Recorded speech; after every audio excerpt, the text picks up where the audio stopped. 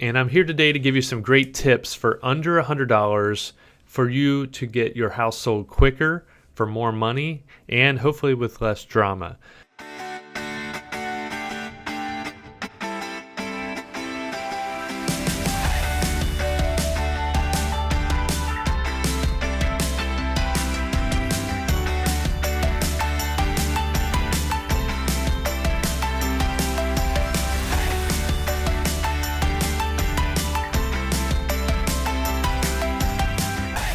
I'm a real estate investor myself. I also help lots of homeowners here in the greater Cincinnati area, both buy homes and sell homes. And now we've sold about 1,300 properties. And I'm happy to tell you that we've picked up a few tips over those property sales that I think that's going to help you for free today. Under $100, any of these tips can be done to basically help you improve the likelihood of your home selling for more money and selling it faster and less drama.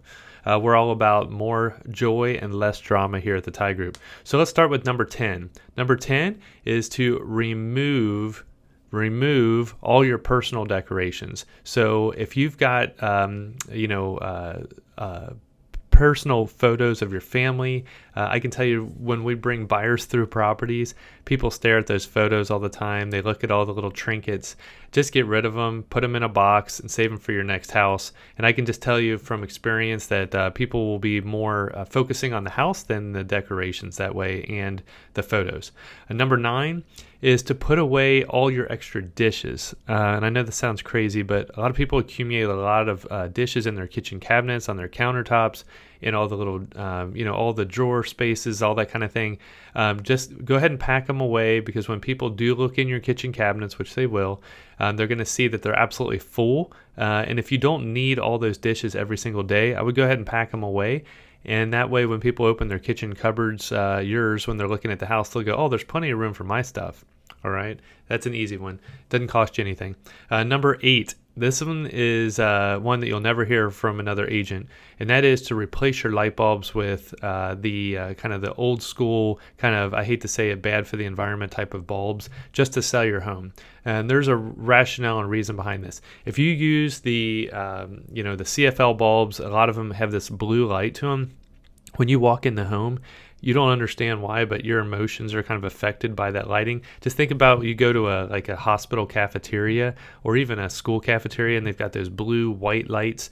It doesn't make you feel warm and cozy and happy at the home. You really want it to be a warm lighting, because there are a lot of emotions go into buying a house, and you don't want someone to feel like they just don't like being there.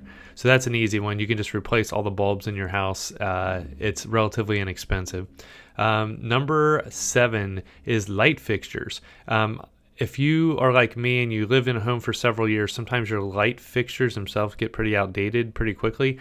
And now they're getting so cheap. You can go to like Lowe's, Menards, Home Depot, and you can pick up pretty decent prices on cheaper light fixtures. They don't have to be super fancy, but I would focus specifically on the ones that people are going to see coming into your home. So like on the coach lamps, on the garage, on the front porch. Those are all light fixtures. I would, if you can't clean them up or repaint them, with a little touch up, I would go ahead and get rid of them and swap them out. And that's a job you can do as a homeowner. If you switch off your breaker box and switch off the light switch, a lot of people can kind of figure out how to do those with some simple YouTube videos out there. Number 6. Service your air conditioning and your heating system. So I can tell you, when buyers walk through a home, one of the things they do is they go down and look at the unit. If it's all dusty, if it's all rusted out, they're going to think this isn't a great deal. But if the unit's clean and it's got a little service sticker showing that's been recently serviced, usually for $100 you can get a company to come out and service your unit for you, then that shows that you're taking care of your unit and it's cleaned and it's nice. Number 5 is outside curb appeal. So specifically, I'm referring to landscaping.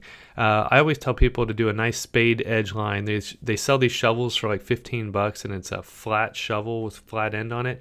And you can actually kind of create a nice little edge line around your landscaping. You want to get rid of all the weeds, and you want to put in a few bags of fresh mulch. We're talking less than $100, and it'll really improve. I also tell people, if it's in the spring, summer, fall, go ahead and throw some annuals out there. It costs you, $20-$30 for like one of those big boxes of those, and I think that's going to go a long way for you. Let's go with the number 4, front porch. So a lot of times people don't realize this, but when a real estate agent is letting someone in the front door of a house, they're actually kind of stalling, or they're like fidgeting around with their phone or trying to figure out how to get into the house. The first thing that buyers do is they start looking around. They look up, they look down, they look left and right. And what they see on that front porch makes a big difference. So we already talked about the landscaping. We already talked about the light fixtures. I would also go to the next step and clean your front door or repaint it. And if it needs repaint, that's a huge first impression. Just go ahead and repaint it. Also, remove any cobwebs around the front door. Look around as a buyer would look around. Like, look to your left, right, up and down. Do you see like the soffits? Do they need to be pressure washed? Is the siding got like mold or mildew on it? Those are all things I would just stand on your own front porch, and under $100 again, make a huge impact. First impressions mean a lot. Number 3 would be windows. Throughout the entire house, inside and outside, you've got to clean your windows, scrub them down. I'm talking even open the window sills, get down in there where, all the grime and junk kind of piles up. Make sure that you guys are cleaning your windows. And I would also go, a next little bonus step on that is to remove any older window treatments. They hold dust, they're dark. A lot of times a house will even sell better with either light or no window treatments at all. Even some simple blinds are better than, old dark window treatments. A lot of times we just have people remove them completely. Number 2, decluttering. And this one I cannot overstate. You really got to go through and remove like 70 to 80% of all the stuff in your home. That if you don't need it right now over the next 90 days while your home's on the market, selling the whole thing, just get rid of it.